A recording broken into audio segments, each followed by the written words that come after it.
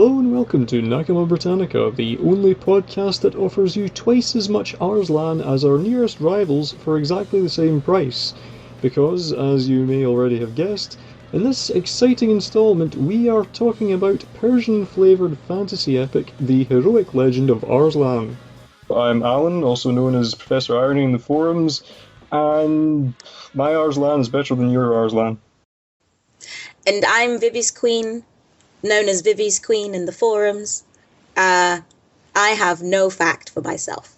I'm Y-san from the forum, also known as Yoanda-san, and I can't watch the show without actually thinking about all the puns you could make for Comic Head, so... It does seem like that kind of show. Vivi, as the most sensible person here, please enlighten us as to the story.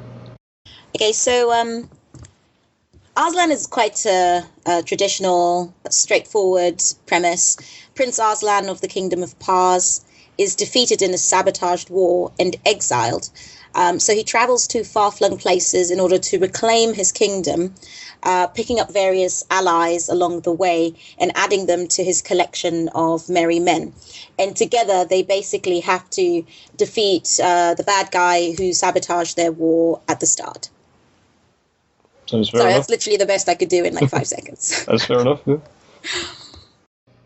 For its most recent iteration, the 2015 TV series still running at the time of this recording, Arslan brings together the unlikely combination of its original story by space opera supremo Yoshiki Tanaka, Legend of Galactic Heroes, and the modern-day shonen manga art style of Hiromu Arakawa, the woman behind all-conquering mega-hit Full Metal Alchemist.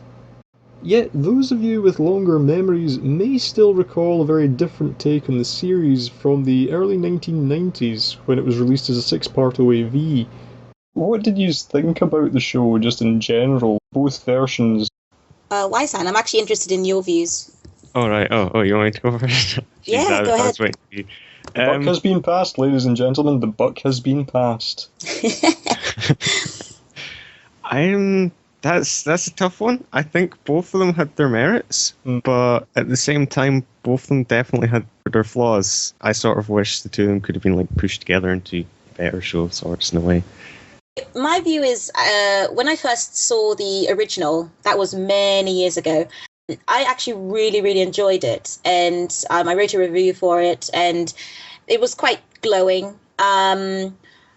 But, I mean, rewatching it, I'm realizing maybe I was a little too positive about it. And actually, I'm realizing its flaws because I've seen the first one. I think the OVA, the original OVA, is beautiful, whereas the new version is, well, fugly. But the old version lacks, I guess, some kind of nuance.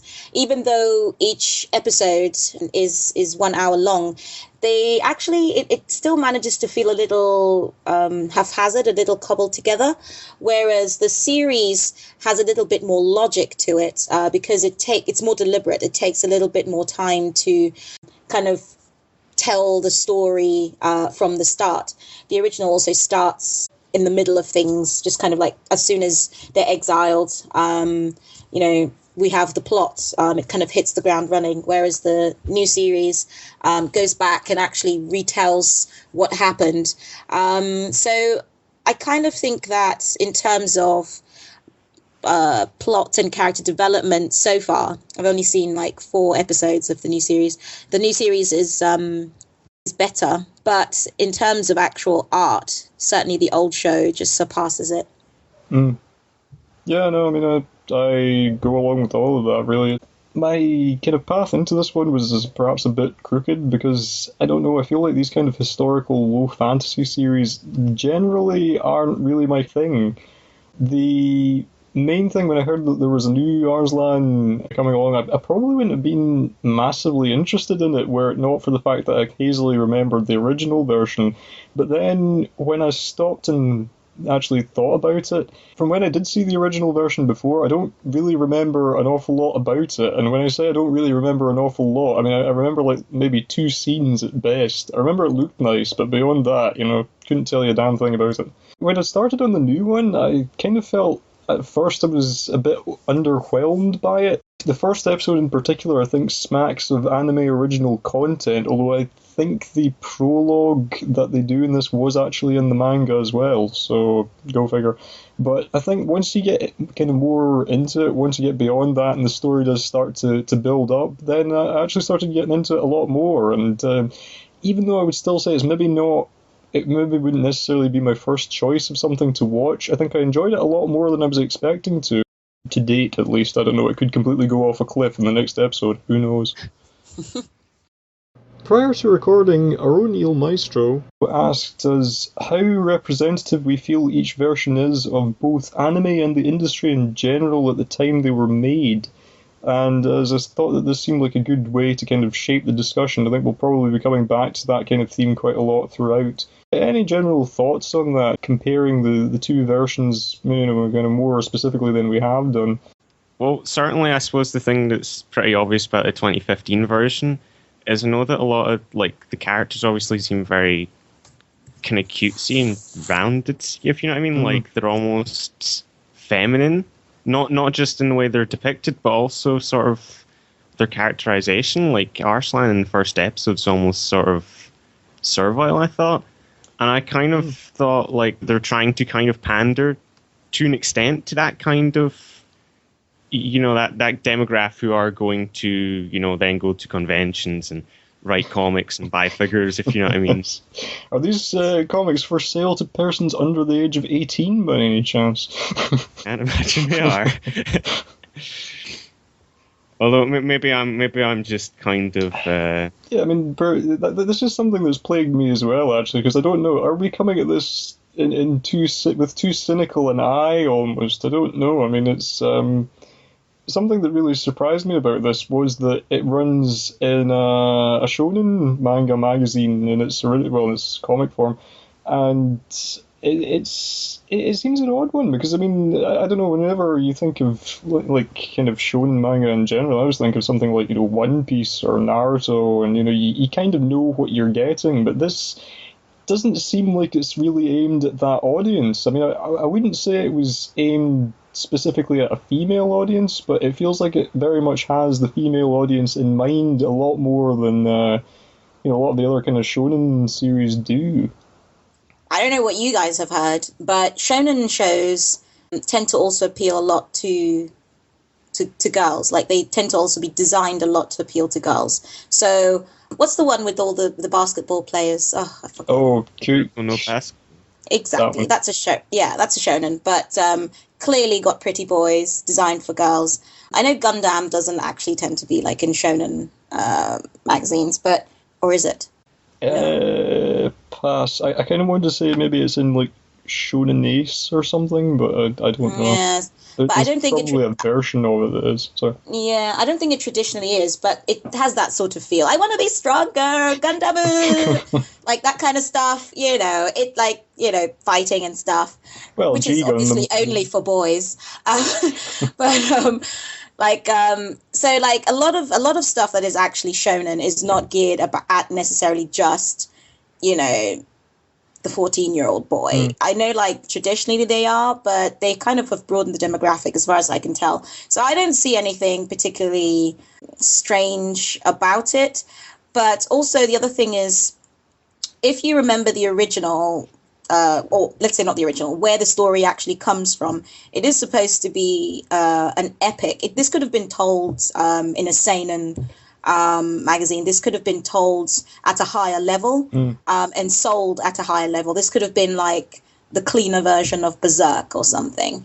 It could have been like Game of Thrones of the anime world, but they haven't made it that way. And the original, when you look at it, Arslan is also very, very pretty. Quite feminine, and I would actually argue he looks more feminine in the original and just more like a child in the new one. They both have these soft voices, this pale hair, the beautiful big eyes, the pink lips in the original anyway. Like, that is very much carried over. But I think the styles, the actual character designs are incredibly different and certainly representative of their respective eras. I think even just the formats are are very representative of their eras. You have an unfinished, I think 5 or 6 episode OVA, which spans 2 years. So it was 2 years in production. So you were getting your video cassettes, like once every 6 months or something, with an episode or 2 on it, which is just not something you would get today. And I don't know, Arslan of 2015 is, I suppose, and I hope, well budgeted, and so will run a full season, maybe 2 or 3 if they complete the story. And yeah, so I think they feel pretty quintessential for their eras. Yeah, I mean, I don't mean to say that it's necessarily strange to have shonen manga series that kind of is also catering for a female audience, but I think that this is a kind of relatively new development to get them that are doing it to quite such an extent as the ones we see now. I mean, I think in years gone by, when I were a lad, and we bought Hovis bread from that shop at the top of the far hill, obviously, the older shonen titles had a female audience, but I feel like now they're much more openly catered for. I feel that is much more acknowledged in a way, and I think what I really wanted to ask was whether this is indicative of a feeling that maybe we've finally reached a point where the headers on these magazines are just quite arbitrary. It's more just about the kind of stories and art styles that you can run in the magazine rather than really necessarily who it's aimed at. Absolutely. I think that's a beautiful way to put it. Sort of they're blurring the lines, basically, between the two, or when I say two, I mean between the different genres. I mean, I guess it's like maybe 4 main ones that you would get, if you take in. Yeah. Yeah, I mean, I think it's particularly with the Arslan manga, it runs in Bisatsu Shonen, which I think is also the one that would, carries like Attack on Titan and right. Other things that and Marduk, the adaptation of Marduk's Scramble apparently as well, according to Craig. These are already kind of things that would have that crossover appeal anyway, so yeah. I mean, I think it's interesting as well that you do get something that has that kind of I want to say sort of shonen fighting art style that is appealing to women, because in a way, you would kind of think that the look of the original one would be more kind of overtly geared to take in a female audience, because it does have the very kind of Bishonen style character designs, and this one seems more kind of boxy and I want to say a little bit basic. Cheap. Yeah, I was trying to avoid cheap, but yeah, a little bit. That's the impression I get. The old Arslan feels expensive, and goddamn, it must have been expensive at like 1 hour episodes. I think released the budget actually kind of went up and down with the old series, but yes. Certainly in the beginning it did look like a very expensive production. Yeah. Yeah, and then the new one is it just feels cheap and phoned in.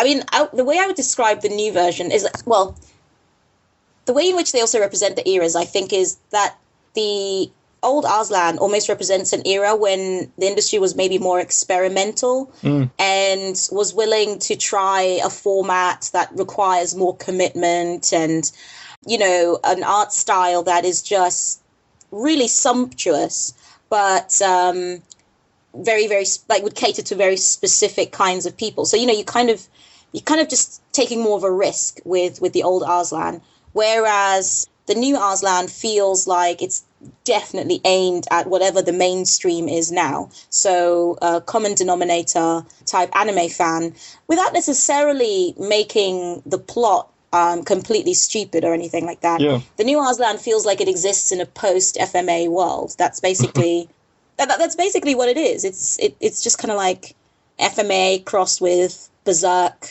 What I was considering when you mentioned that was actually that I felt the show was kind of dramatized compared to the original Arslan. Like, the original Arslan, things make a lot more sense. Like, a lot of the scaling's cut out, but at the same time, like, you see, I think it's episode 4 or something, like, Narcissus pulls out this pit trap that sort of, you can almost imagine how it was put down panel to panel in, like, the original manga. And that I think that just sort of shows sort of the small differences between like the different shows where you have to have these kind of very flashy kind of dramatic moments Mm. compared to just this sort of on-running kind of narrative.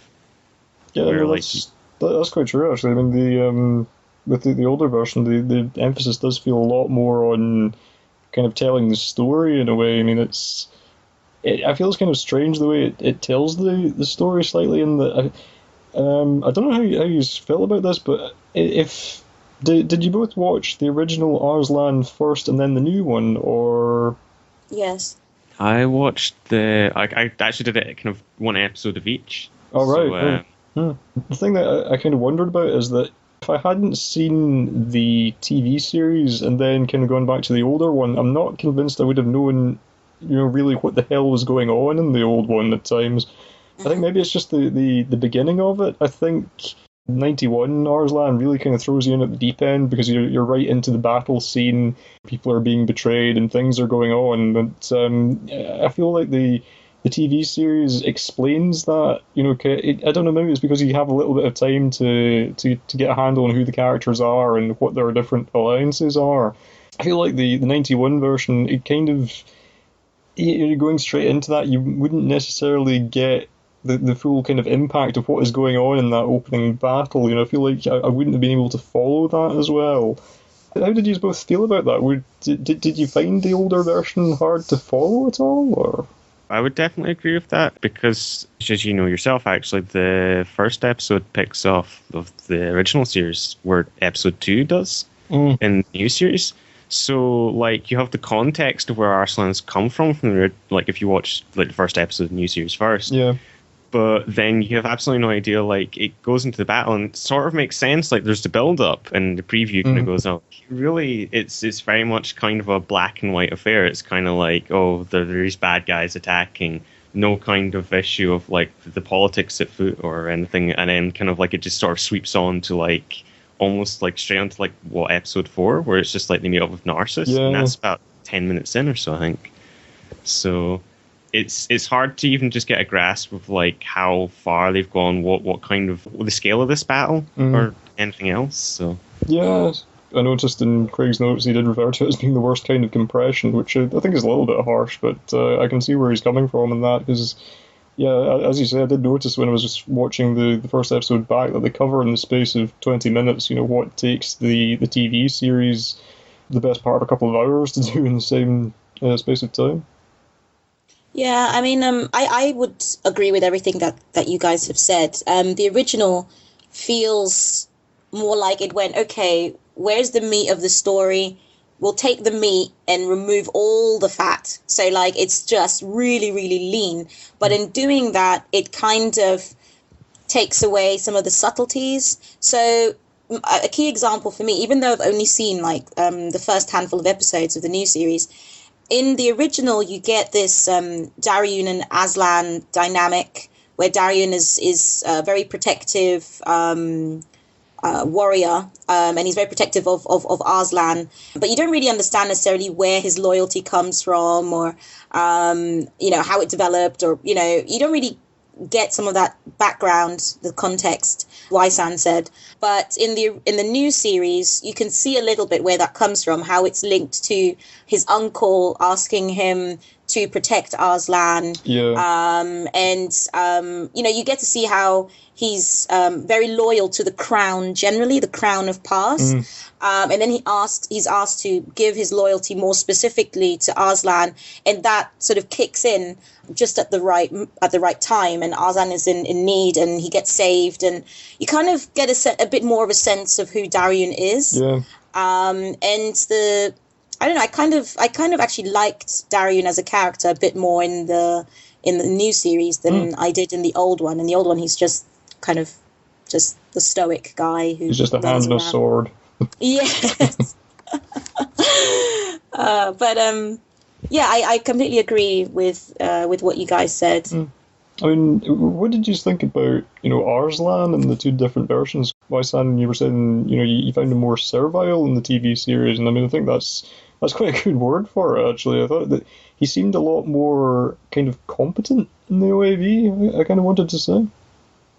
I would certainly go with that. Like he's definitely considerate, and compassionate for more alliteration, but he does actually feel like he knows what he's doing a lot of the time, or at least has a relative idea. Whereas most of the time in the new series, he's just sort of strung along by Darien and Narcissus. I think, like the first episode, I think the first thing that came to mind, and I thought he was actually being played almost as like this 30-year-old salaryman who ended up back in time, rather than like the Crown Prince. That's brilliant. I don't know how I feel about Arslan as a character. I think when I watch the first one, all I keep thinking is, oh my god, he's so pretty. Holy Christ, he's so pretty. Isn't that guy pretty? Like, that's basically what I'm thinking. And then sometimes if he says something commanding, I'm like, ooh, he's really pretty. But like, when... I like that they animated the little gleam in his crown in one of the early parts. Oh my god, that is the prettiest of all. Oh my god, that man is so beautiful. But like, then in the new one, he's so ugly. He's just like... I mean, it's not distractingly ugly, but it forced me to focus on his personality a little more. This sounds like the start of real life. It sounds like the start of some kind of, I don't know, verbal beatdown. Like, you Arslan so ugly, he something. I don't know. Oh man, do you know what? After this recording, I'll come up with one, and then we'll put it back in. Yeah, we should probably do that. Yeah, make me look really clever. The only thing I can think of is like, yo Arslan so ugly, he commands his troops with a bag over his head or something. Oh dear. Wah, wah, wah.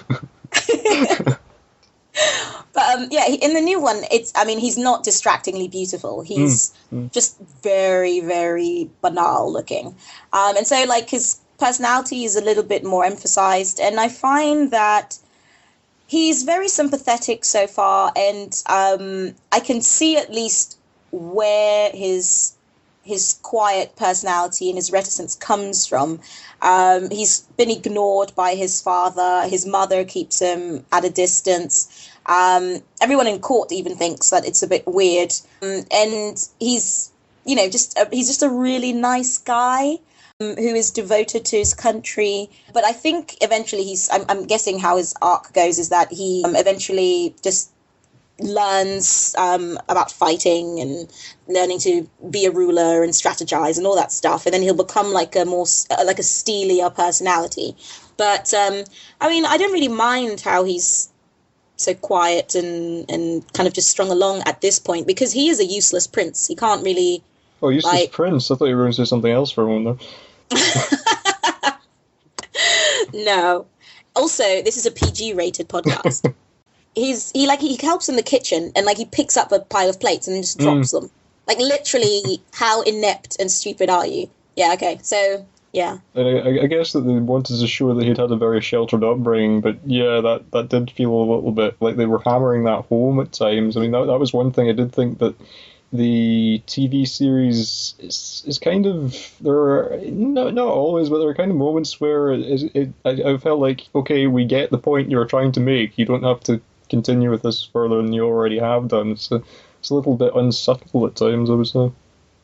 Perhaps that's where the sort of the shonen aspects start to seep back in, where you see Arslan generally being kind of useless and servile. Like, as I think Vivi mentioned, like, you're kind of waiting for that moment where there's that turnaround and he suddenly resolves himself. That seems like a very kind of shonen cliche, like that kind of manning up and hour of need.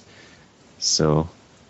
Yeah, I mean, even just kind of as a character type, he seems a bit unexpected for a shonen manga story of this sort. You kind of expect the main character to be quite, if not necessarily the most capable, then a bit kind of gung-ho. I mean, I thought perhaps the reason that his character design is, it's not massively generic or anything, but it is a bit kind of plain, and I thought maybe they wanted him to be a kind of self-insert character, but... you think to ask the audience to put themselves in the place of someone who is, likable, but, generally quite useless and, it feels a bit unusual. You'd think that if they want the audience to put themselves in the place of a character, it'd be someone that you would really want to be. And you got to ask, do you really want to be someone who is kind of the mascot character in a way? Perhaps it's not actually so off though. Like you look at like the 90s series, Arslan is definitely gentle, but he's kind of a lot more focused, perhaps a bit more confident.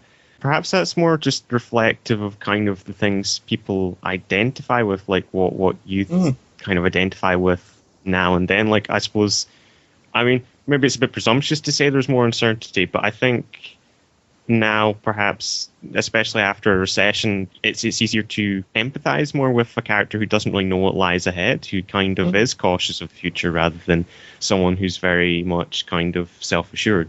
I think that's a good point, because I think I remember hearing, was it the most recent Space Battleship Yamato series, was that in the original, like I'm guessing it was the main character was quite a kind of hot-blooded hero type, and in the newer version he's much more kind of, wait, let's sit down and think about this before we leap into anything kind of a character. That could well be an indication of how things have changed in society. Sorry, what were you going to say?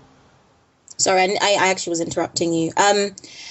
Maybe that is a reflection of the change in the styles in shonen. So before you will just have the, I need to be stronger, and now you get the sort of more thoughtful, dynamic personalities that start off somewhere looking a bit more hesitant, and then later become stronger through their experiences. It could be, I mean, I don't know. I don't have like a very broad bird's eye view of all of shonen, but that might be a representative of a shift in the styles. But as you guys were talking, I remembered that actually there is another character that's very similar to Arslan, and it's Chagum from Seirei no Moribito, Guardian of the... what is it? Guardian of the... Spirit? I want to say spirit. I don't think it's just spirit. Guardian of the sacred spirit, right? Yeah, so Chagum is like that. He's younger, I think, than Arslan, but he has a very similar sort of development where, he's exiled, and he has to spend time with a warrior, Balsa, who's a woman, to protect him. And yeah, he's a quiet, thoughtful, sweet-natured boy, but he's also a little bit spoiled and has to learn how hard life is outside. And Balsa goes about training him and teaching him how to become how to have more of a kingly kind of personality. I really hope kingly is a word. But common usage. But I mean, Guardian of the Sacred Spirit is not a shonen, but Chagum is one of my favorite characters. He has that sort of beautiful innocence, I guess, that I like. But he doesn't look like Edward Elric, thank God. Just picking up on the art style again for a moment, that is something that I know you were saying earlier, Vivi, when you were watching it, as well as exclaiming over Arslan, you were also noting the character design for Farangus, the warrior priestess who comes to Arslan's aid a little bit later on. Did you see her in the new version? Did you get far enough into it to... No, I certainly not so far. I got sort of somewhere into episode 5, and I don't know when she turns up. So maybe I should just... maybe a little bit later on. Yeah, I can't remember the exact episode when she does turn up, but there's two things I was going to say. One was that this is not the new version is not a series which I would say is in any way troubled by fan service. But, I just found images of her. Dear God, it did feel like they were kind of like, right, we don't have any other opportunities for fan service in this. Oh, here's Farangus, let's go to town. Farangus, what have you become? She had so much promise. Oh my God, what have they done? At least you could say she's not a size 0. Oh my God, that's just disgusting. Sorry, I haven't seen like fan surfacey stuff in a long time. So I'm like any desensitized. I can't even say the word. However desensitized I was before, I've been resensitized by the real world of women. Oh my god, that is pretty gross. Are you sure you're not looking at doujinshi? No, I'm looking at actual like screen Just wanted to check. shots. I didn't think it was that bad. But, I don't know. Maybe it's... That's because you guys are watching loads of stuff right now, and I'm just like, I was like, oh, I'd forgotten how grotesque some of these things can be when it comes to female bodies, but okay. Never mind. Well. Okay, so Ferrangus in the original, she is just one of the most beautiful designs I've ever seen. She's so stunning, and they deliberately go about making her really beautiful, and I don't know how to describe it, like almost sort of elf-like, Ethereal? fairy-like. But yeah, clearly that's not the angle they were going for in this show. I think in this version, it seems to have been, I don't know, at the behest of someone who likes junk in the trunk. Yeah. Someone who was like, let's just turn Ferrangus into Nicki Minaj. Are we picturing like a certain meme of someone in sunglasses with Dat Ferrangus written underneath it by any chance? The other thing that I was going to say about her though in the new version is that I don't know if it's intentional or not, but she seems to have a very, very similar face to that of the Queen. And I don't know. I mean, am I reading too much into there being something slightly odd about her being the doppelganger of Arslan's mother? I mean, do you think that was intentional? Is it just a case of about the same face syndrome on the part of the artist? I don't know. Yeah, I would say that you're just sort of noticing the Hirohomo same face syndrome, but I mean, I'm open to being interpreted otherwise. I mean. Yeah, I don't know if there was maybe some kind of grand comment going on there about Arslan needing a mother figure in a way. Because that's all we need. Mama issues with a woman in a bikini. Anyway, so they ruined Ferrangus. No longer looking forward to seeing her, but she was actually one of my favourite characters as well. Is she competent, at least, in Oh, yeah. Okay. Definitely, yeah. Her character is very much the same, I would say, in both versions. She does seem very supremely confident and, absolutely capable of dealing with whatever comes her way. Perhaps that is more empowering, the fact that she can, I dare argue, that she can show off her, or rather enjoy her body, but at the same time also maintain an appearance of superiority. Oh God, Wai-san, really? You're going to argue that she's enjoying her body in this TV show? That's what they were going for. They weren't going for, let's get the 14-year-old boys slobbering. No. They were going for an empowered woman who's enjoying her body in public. Like, well, perhaps the best we can say is at least they didn't make her a lolly. What? I'm just imagining like a pair of tits with a lollipop head. Literally a head lollipop. This has gone from like standard shonen cliche to like Madoka levels of surreal. Yes, I think we're going to a very strange place now.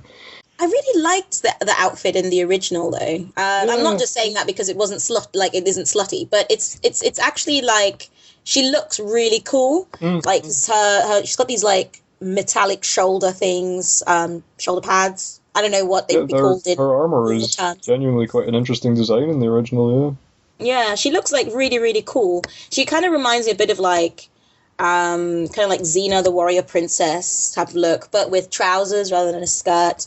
And she's got like this little crown thing, and she looks really, really cool. So I don't know why they didn't go for a design that's a bit similar, so that she actually looks cool rather than just, I don't know, naked. I imagine it's something to do with editor pressure, as I think it's kind of recently remarked. But I mean, the character designer for the original series was, as you're probably aware, was also the character designer for Final Fantasy. So, especially given the different audience, I suppose there isn't really the pressure to sexualize female characters. I mean, a lot of his are, if you're familiar, is more concerned with being sort of, as you put it, ethereal or just rather lush and. Yeah, I mean, that was something else I was going to pick up on because I didn't really think of it until again it was Craig made a comment about he was comparing the OAVs to each other in Final Fantasy terms, saying the OAV was like the NES one and the 2015 version was like Final Fantasy VII, but it wasn't until I stopped and thought about it that you can kind of see some of the specific Final Fantasy characters in the look of the characters in Arslan. I mean, I think the Give has very, very similar headgear to Loke from Final Fantasy VI, I think. It kind of gets to the point where you kind of can't unsee these things. I mean, even Arslan's crown configuration, I've immediately thought of, I think, was it Cecil from FF4? Yeah, oh, wow. So I wasn't the only one who was thinking that. Yeah, no, absolutely. Yeah. I mean, it's. I really like Yoshitaka Amano's designs. I mean, I think that. It's a shame that we don't see more of them in anime generally. They're really, really lovely. Mm. I imagine by this point, though, that there are 10 a penny artists who are far cheaper to hire than someone who's so highly credited. I mean, sorry. I was just going to say, if you're going to make a TV show these days, you're not necessarily going to go for the most expensive guy with high art taste. You're going to go for the guy who's going to appeal to 14-year-olds. I think to some extent there's also maybe the problem of reproducing it, because I mean I think if you look at Yoshitaka Amano's his own artwork, it's quite complicated, and I think that it doesn't necessarily always lend itself too well to animation, just because it is so delicate and kind of. It's full of little kind of floaty details that I think if you were to come and try and animate them, it would be extremely difficult. So I think to some extent they kind of want to have something simpler. Amano isn't actually credited for the OAVs. There's another artist who simplified the designs down for them. Can't think of the name, but it was the same person I think that worked on the City Hunter anime, and I think you can kind of see the same kind of proportions to the face, that kind of elongated look with the very kind of long noses for some reason is the thing that sticks in my mind. But again, I think it's kind of a matter of what's doable, maybe not even necessarily just on a budget, but what's doable in animation generally. I think that's a good point. Just generally, also going back to the differences, was that back in the 90s, characters actually did have noses. Yes. Nowadays, it's just down to a dot. The other thing I was going to say was that it's not just the character art that has changed between the two. I think there's a marked difference in the look of the battle scenes as well. Again, there's a sense that the TV version is a little bit easier to follow, but I think it's also more literal. They show you in a lot more detail what is actually going on during the battles. I suppose it's debatable whether it's always done successfully, but again, I think it's kind of easier to grasp who exactly is doing what to who. In the OAV, it's a bit more kind of impressionistic in a way. You get a sense of the atmosphere. I think it does the atmosphere a bit better in the OAV, but at the same time, you maybe can't quite grasp to the same degree what exactly is happening in the battle as you can with the TV series. They go into a lot more detail about how the strategy is working, like the things they're doing, like about pouring the oil into the trenches and then setting it on fire and all that kind of thing. I agree with you on that.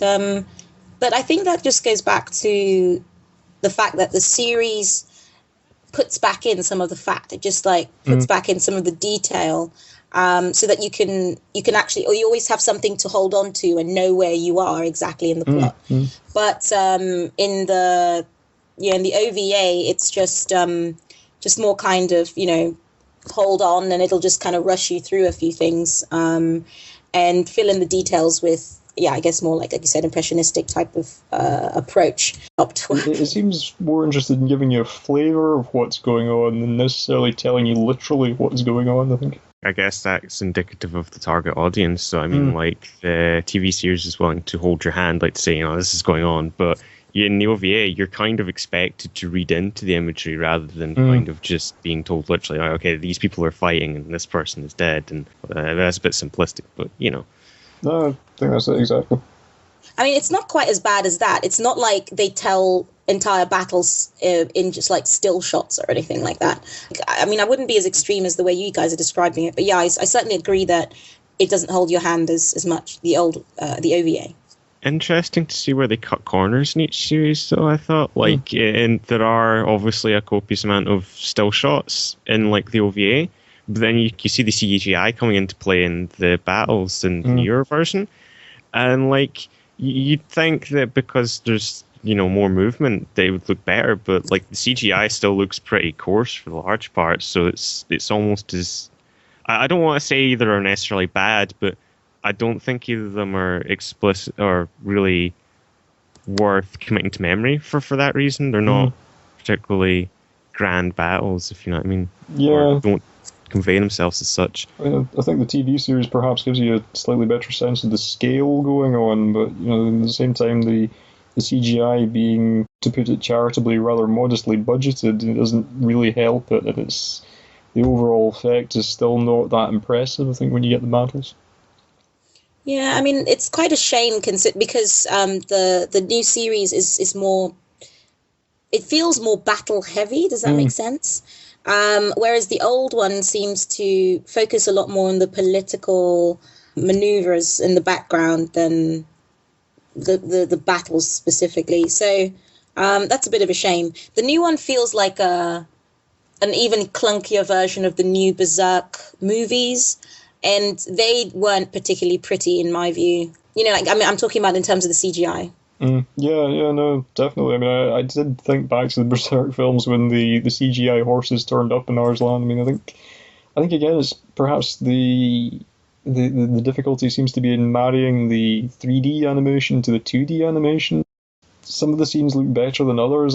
Strangely, the ones that kind of struck me as being a bit better looking was when, like, you don't see the bottom of the characters that are doing something on the screen. Like there was a scene early on where I think you see a lot of horses marching into the city or marching through the city, and I thought that looked kind of bad because you could see the entire horse against the 2D background. But I think in the scenes like where you're just seeing a kind of close-up shot of the horse and you're not seeing its feet floating above the ground effectively, that, you know, that it kind of looks a bit better there. So I don't know whether maybe in the hands of a different director it might have been possible to get round that.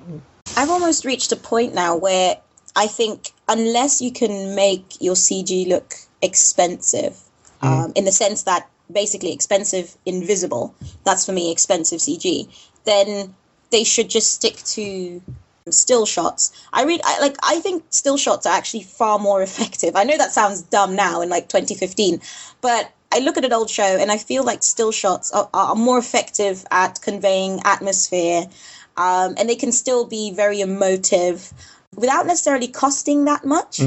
But when you see like CGI and you're just like, this is so bad, it just detracts and makes you feel like you're watching something artificial when really you just want to like immerse yourself in the plot, in the scene. And so I don't know, I'm almost like, can we ask for a revival of still shots?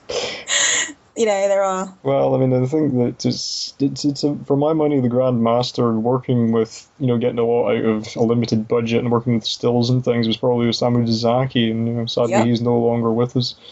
It's a shame. Did he not leave any children that we can train? He has a brother, but, you know, I don't know if he's even still working now. Is it not genetic, the still shot skill? I don't know. Strangely, there was a thing in the news today about the son of Osamu Tezuka was trying to see if he had inherited anything from his father, but oh god. Yeah. And the answer was nope. Or, you know, even, you know, look at what happened with Goro Miyazaki. Poor Goro. One other thing that was kind of in my mind to mention was just again, perhaps a symptom of the change into the shonen demographic magazine is just that I feel the new Arslan tries to add a certain amount of comedy to it that wasn't really there in the OAV. I mean, did you have any thoughts on that?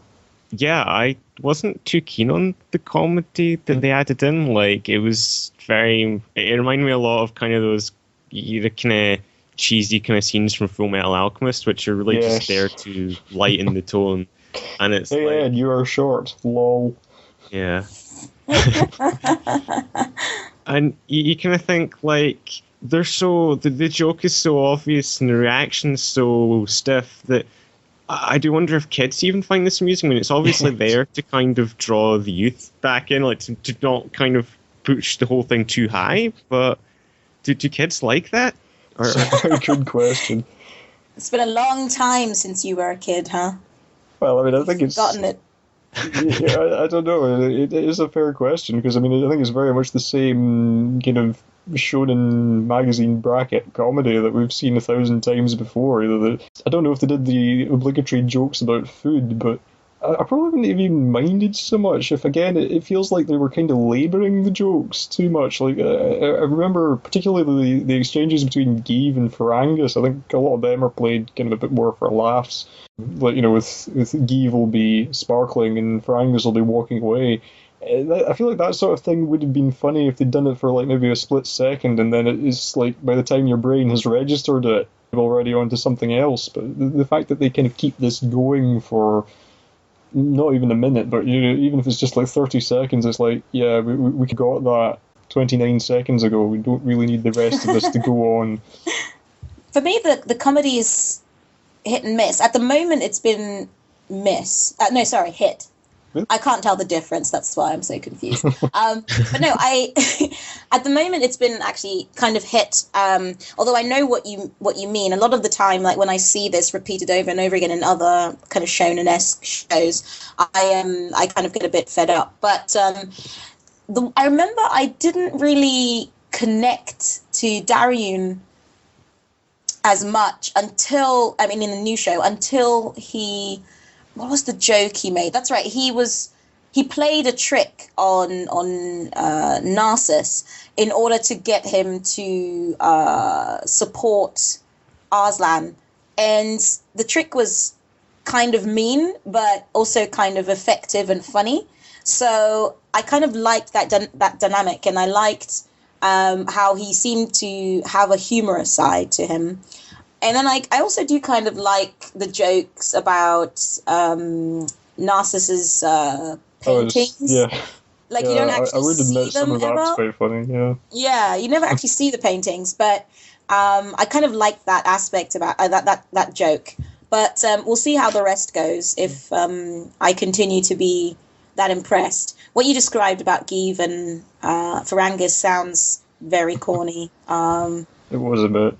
It does have its moments. I mean, I don't mean to be entirely down on them for trying to add the comedy elements into it. It's occasionally they do land, but yeah, I don't know. I think it's maybe just an issue of the comic timing not being everything it could have been, is perhaps my complaint. One thing I did think was surprising was that the original version actually didn't have... It wasn't completely without comedy, I think, was what surprised me going back to it. There was the little scene where Elam tries to sneaks back into the city to see what's happened since they've left the place, and the scene where he has that exchange with the soldier, I think, in fact, I won't spoil it for anyone that hasn't seen it, but in the OAV version, I was surprised that they do some quite silly animation on the soldier's face during the scene, and I was like, this is actually quite funny. I was surprised at that. Yes. That one is a good scene. But it's much, much rarer, the comedy. Yeah, it's much more sparing. I also kind of like... I still have to see the new Geeve Farangus dynamic, but in the old one, it's kind of similar in that he's kind of after her, but she just keeps rejecting him and just not noticing him kind of thing. But it's much more subtle. It's more kind of the things he says and the calm arrogance with which he says things. And she is just completely aloof. And they kind of make the aloofness almost quite extreme in order to show how incompatible they are, or how much they don't like each other, or whatever, or how much she doesn't like him. So it has a comedy to it, but it feels more mature, more adult. Yeah, kind of, again, more subtle, I guess you'd say. Yeah. Coming back, sorry, just you mentioned the scene with Elan in the city. I think with that scene in particular, like it's humorous, but I think it doesn't end there. Like even if you don't find it funny as such, you can still find other charm in it. If you know what I mean, just the sort of the whimsy of it feels a lot more kind of in keeping with like older Studio Ghibli films, whereas it's very much like the comedy kind of. It's like a straight kind of punch. Like it expects you to laugh, and if you don't, it just kind of feels juxtaposed. I think in the new series. So, and again, like as you're saying with the relationship between Give and Farangus, is again much more subtle. So if you don't take anything away from it in the humor sense, like at least it still feels organic. Yeah, there's a kind of I guess we say maybe a kind of whimsical quality to it almost.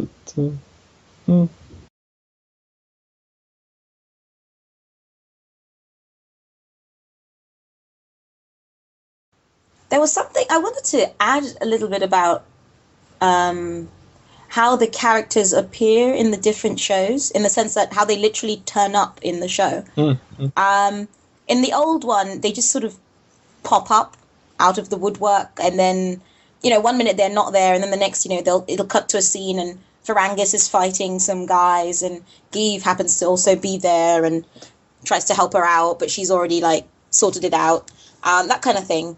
Whereas like in the TV show so far, they feel a lot more connected to each other through the events that occur. Yeah. So you can see how Daryun is connected to Arslan a lot more, and so it feels more like there's an actual relationship between them and between their plot lines, I should say.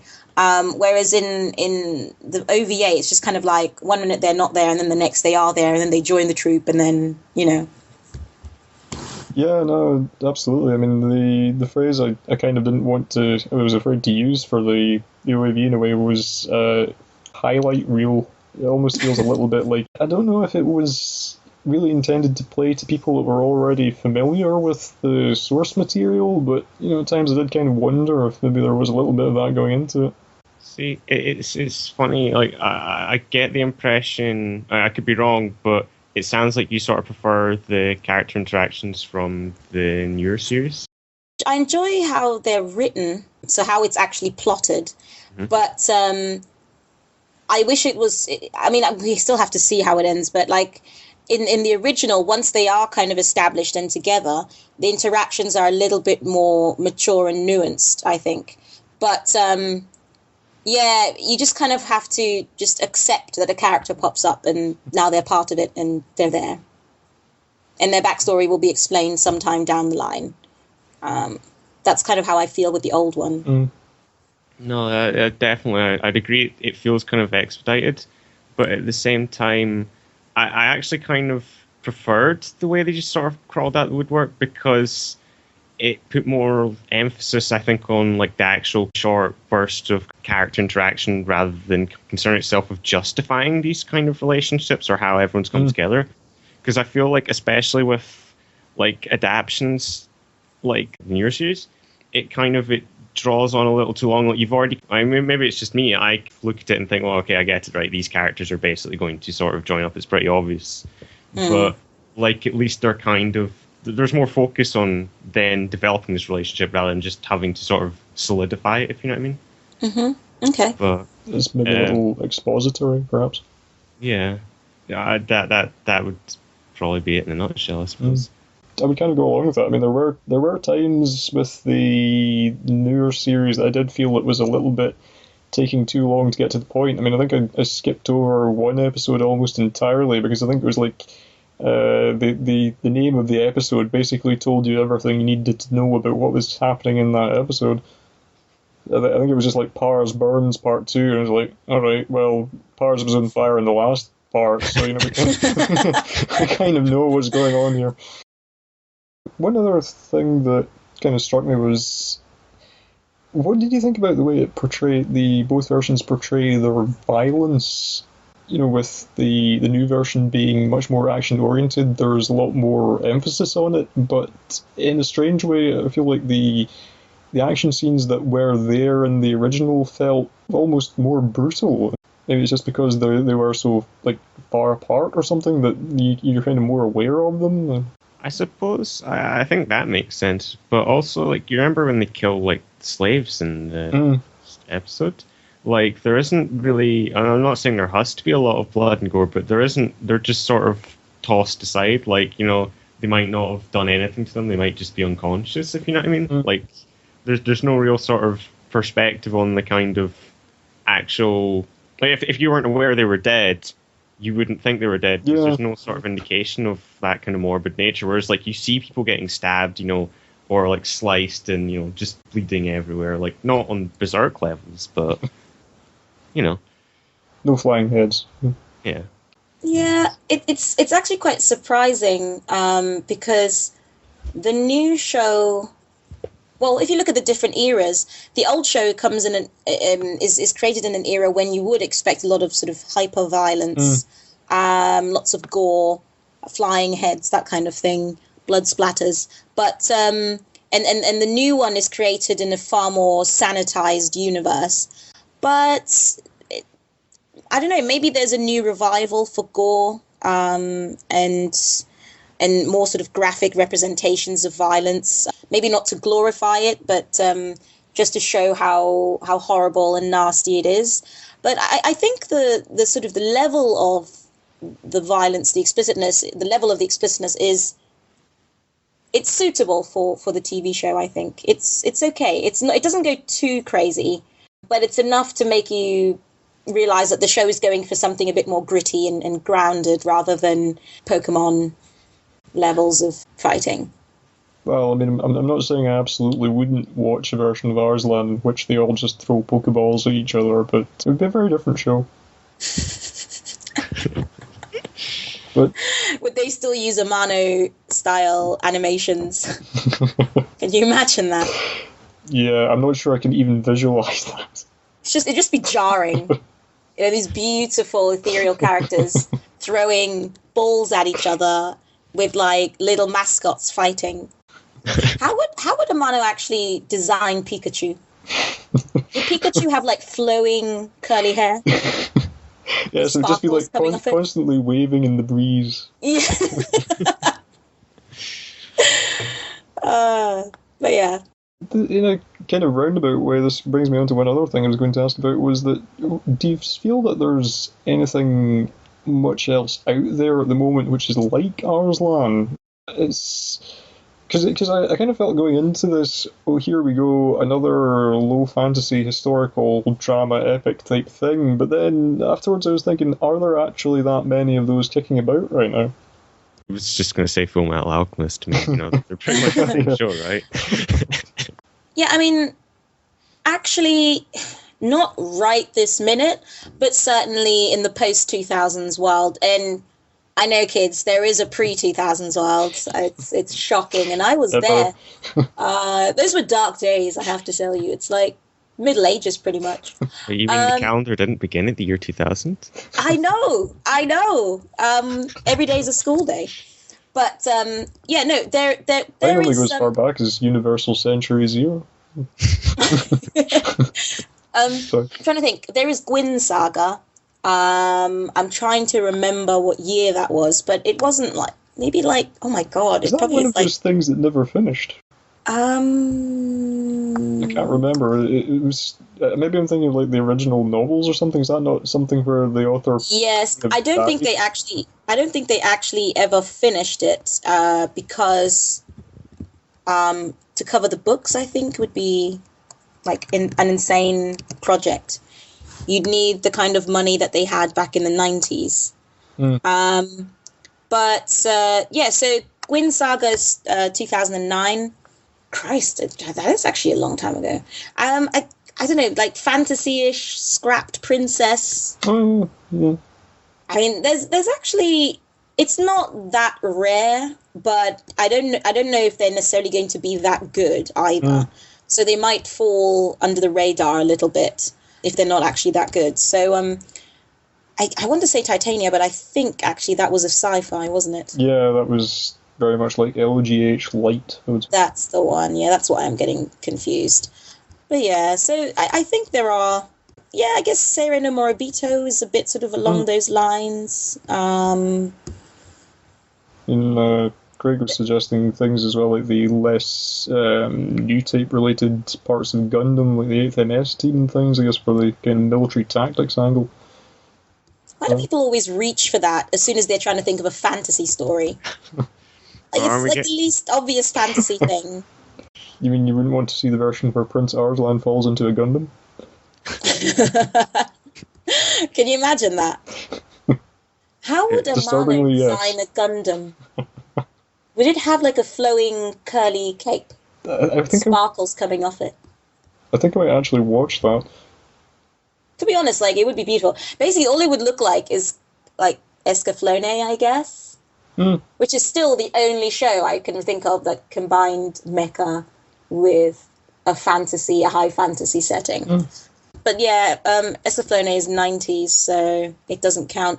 I mean, okay, they don't make them that often, but I don't think Arslan feels like that refreshing or anything like that. It just, it's the kind of story you will have seen countless times, but I don't think it's done badly. And I'm guessing if they follow the books enough, it'll probably turn out to be very original, interesting, dramatic, all that stuff. I think with the issue with like fantasy anime is like I feel like you are kind of scraping the barrel here by like then referring to like, you know, various Gundam iterations. Like, you know, let's be honest, I don't think they really, or perhaps maybe more than one or two every few seasons at best. And like even then, how many of them actually stick in memory? If we can't name them off, then I think, well, I think that says it all. Although to be fair, I mean, like, there was Chaika the Coffin Princess, which I know went down really well, and that was popular. I get the impression, and that was a couple of seasons ago. But that Attack on Titan. Would you consider that or that's definitely fantasy, but like not the same subgenre of fantasy as Arslan would occupy. But that's fantasy. But no, I think you're right. The fantasy definitely exists, but I suppose that kind of adventuring kind of, you know, group of young kids out on a quest to do X is not really so popular anymore, or just as common as... Yeah, that's a fair point. It's maybe just that the kind of the zeitgeist has changed in a way, and like the trends are now kind of moved away from that kind of thing at the moment. Claymore. Yeah. I mean, I was going to say that I don't know, the kind of more popular iterations these days seem to be more like, oh help, we were trapped in an MMO.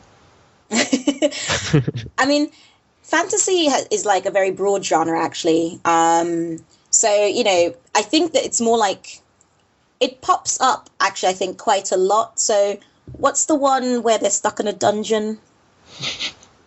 You'd like to give me more. I think they're like in tunnels and like I don't know. Okay, FMA is a fantasy. You're not thinking of that.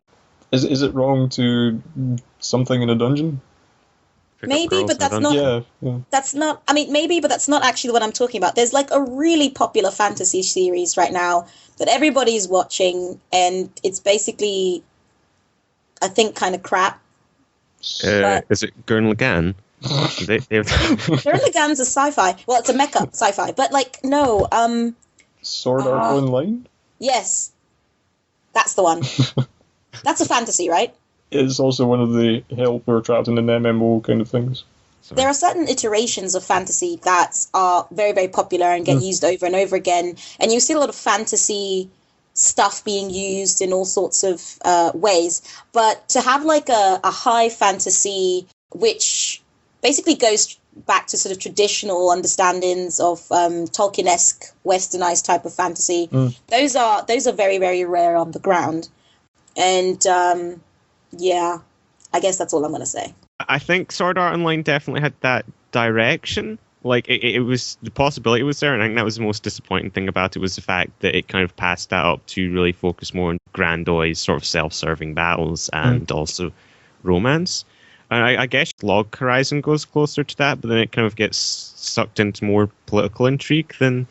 Well, I mean, in a way, that almost seems like maybe a closer parallel for Arslan, the fact that it does have the politicized element to it. Do you guys remember Kimono no Soja Eren? Oh, I think I remember you mentioned that before, and I'm afraid I've still never seen it. Okay, it is excellent. It is it has political elements, save the environment type of moral tales in it.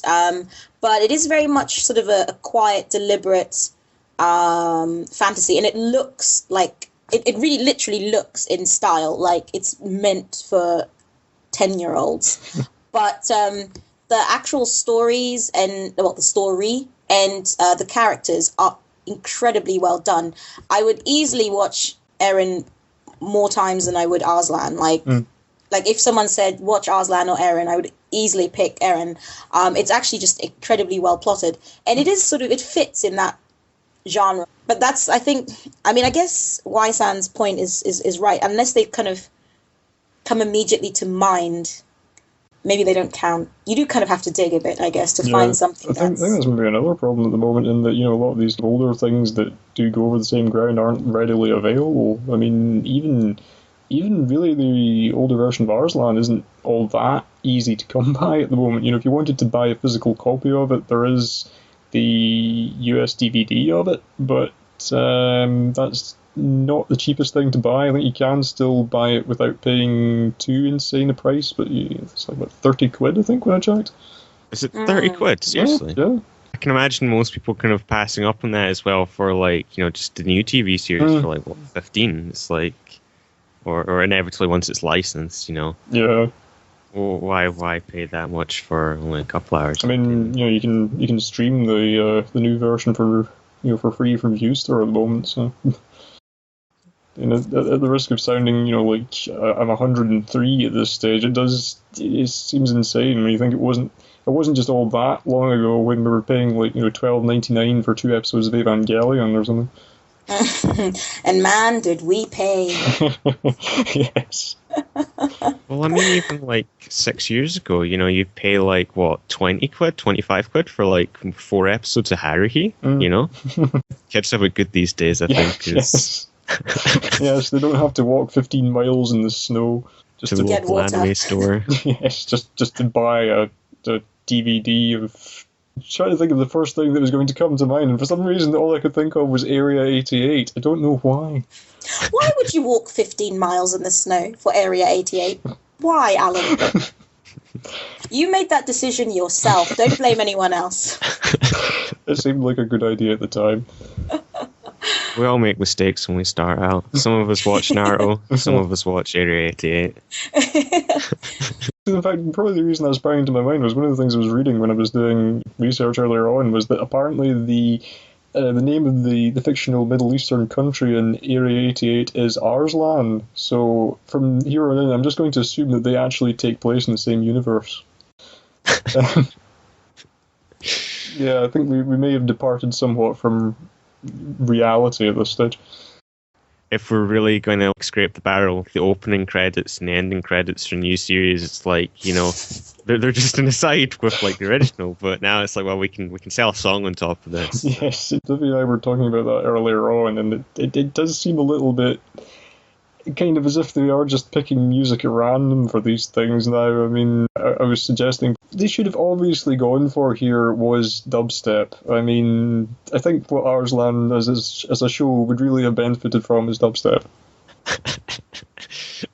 Wasn't doing any harm for JoJo, so... Yeah, no, that's true, actually. What was it you were saying?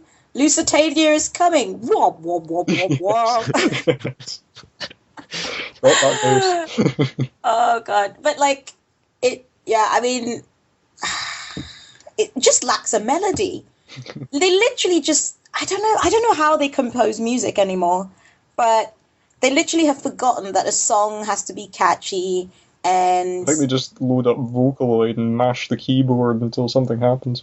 Yeah, that's probably what they're doing now. They've just given up on notes. Back in my day, not only did we have better anime with fine animation, we also had better music as well. Yes. I actually fit the shows as well, so... Yeah. See, I mean, it's in just a my weird. day, we had men with weirdly high-pitched voices singing about how they were in shock. That was all we needed.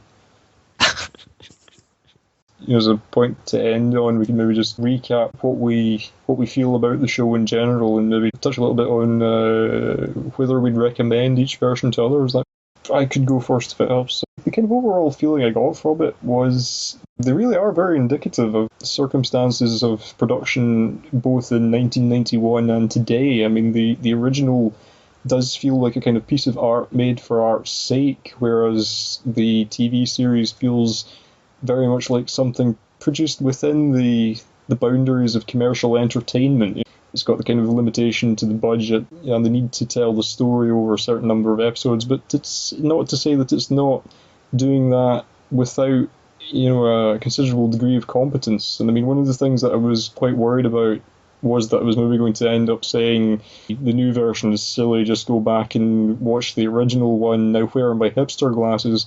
But I actually feel that in a weird way the two versions complement each other rather well.